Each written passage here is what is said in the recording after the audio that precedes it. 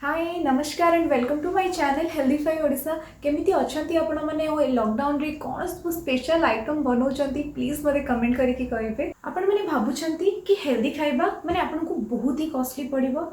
Actually एमिति आगरु मु भी भाबुथिली आम मैंने जिते बड़े बाहर जाइकी डोसा खाऊ सिंगाड़ा खाऊ कि कौन भी जंक फूड खाऊ तो आम मिनिमम 30, 40, 50 रुपीज से स्पेंड करूँ तो ता बदल ही आपड़ कि गोटे हेल्दी ऑप्शन चूज करेंगे जमीक कि आप फ्रुट्स किणिकी खाईपारे एप्पल खाईपारे कदली खाईपारे कि पैड़ पानी भी पी पारे भाविले से सेम पैसा रे आप गोटे हेल्दी ऑप्शन चूज करेंगे कि आम जिते बहुत सारा छणा छणी घरे बनईकी खाऊ से टाइम रे फर्स्ट तो आम अनहेल्दी ऑप्शन चूज कले।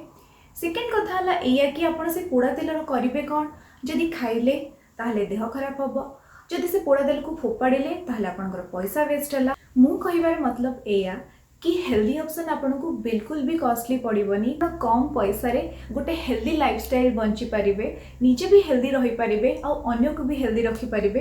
तो नेक्स्ट टाइम रो जेते बेले भी आपण कोनोसी जंक फूड या अनहेल्दी फूड खाउचंती तो से टाइम रे भाबंतु कि या बदल रे मु गोटे कौन हेल्दी ऑप्शन चूज करि पारिबी आ हेल्दी रही पारिबी। तो चलंतु लेट न करिकी आज हमर इजी वाला हेल्दी वाला लंच रूटीन देखि नबा।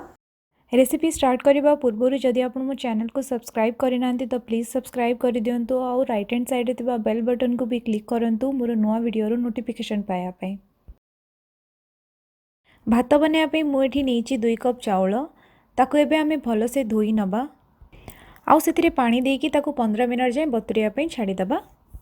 सांबर बनवाई ये मुझे 1.5 कप हरड़ डाली ताको प्रथमे धोई नबा आउ से पानी देकी ताको 15 मिनट जाए बतुरिया छाड़ीदबा।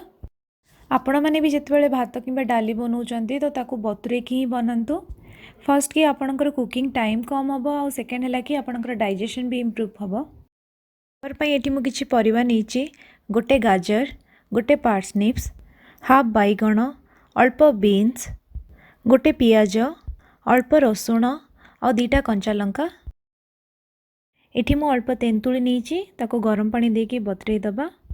जदि आप गरम पानी रे बतुराउछंती ताहले 5-10 मिनट भितर तेंतुली पूरा बतुरी जीवो। एबे आमे कंचा लंका को छाड़िकी आउ जहाँ सब परिबा काटिथिले से सबू को डाली रे पकई नबा। तापरे ऐड करिबा गोटे स्पून लूण आउ हाफ स्पून हळदी गुंड एठी अल्प पानी देकी याको कवर करि नबा आउ मीडियम फ्लेम रे 2टा व्हिसिल आसीबा जाय कुक करिबा। एही टाइम रे आमे भात को भी बनै दबा। 2टा व्हिसिल आसी जिबा परे प्रेशर को आमे ठंडा हवा पई दबा। 2-3 मिनट पर एबे प्रेशर कवर को बाहर करिबा आउ एठी हमर सबु परिबा भल से सिझी जाइछि। फुटण पई हाफ स्पून तेल को गरम करिबा तापर सेतिरे पकेइबा गोटे स्पून सोरिष गोटे स्पून पानमधुरी कटा हिथिबा कंचा लंका आउ 5-6टा भृसंग पत्र को एठी मु ड्राइड वाला भृसंग पत्र को यूज करूछि आपण मानक पाखे जदि फ्रेश अछि सेटा को यूज करंतु। एबे सबु को गोटे मिनट जाए अल्प फुटिबा को छाड़ी दबा। एबे आमे बतुरे के रखा हिथिबा तेंतुलीर पानी को पकेइबा आउ याको 30 सेकेंड जाए कुक करिबा। एबे आमे सिझाई के रखा हिथिबा परिबा और डाली को पकेइ दबा आउ तापर सेतिरे ऐड करिबा गोटे स्पून जीरा पाउडर गोटे स्पून धनिया पाउडर आउ सबु को मिक्स करिकी गोटे मिनट जाए कुक हवा पई दबा। लास्ट रे ऐड करिबा अल्प स्प्रिंग अनियन एटी स्प्रिंग अनियन रो जो व्हाइट पार्ट थाए सेटा को मुझे तापर पकेइबा अल्प धनिया पत्र आ सबू को मिक्स करदबा और गैस को भी ऑफ करदबा और ये आमर सांबर रेडी हो गला। एबे आमे ब्रोकोली को फ्राए करबा तो सेथिपई मुठी गोटे ब्रोकोली को नहीं आउ ताको छोट छोट करके काटिदबा। 2टा ग्रीन चिली को भी काटी नबा।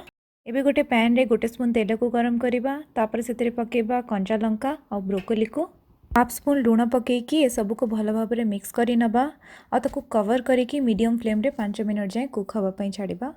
जदि आपण ब्रोकोली को मसला सब देकी बनाउछंती ताहले बिना मसला रे थरे बनेकी देखंतु आपण ब्रोकोली रो एक्चुअल फ्लेवर को फील करि परिबे।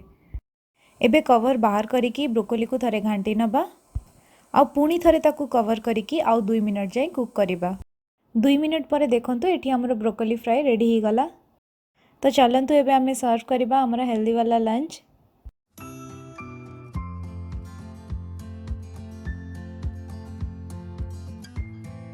लास्ट रे अल्प गुआ घी को पकईकि गरमा गरम लंच थाली को एंजॉय करबा। आपण माने भी यही हेल्दी वाला भेज थाली को घरे ट्राए करंतु और केमिति लागिला मते कमेंट सेक्शन रे जणांतु। मु पुणी गोटे नुआ हेल्दी वाला लंच थाली नहीं कि आपण मानक पाखु को आसीबी। रहुची नमस्कार।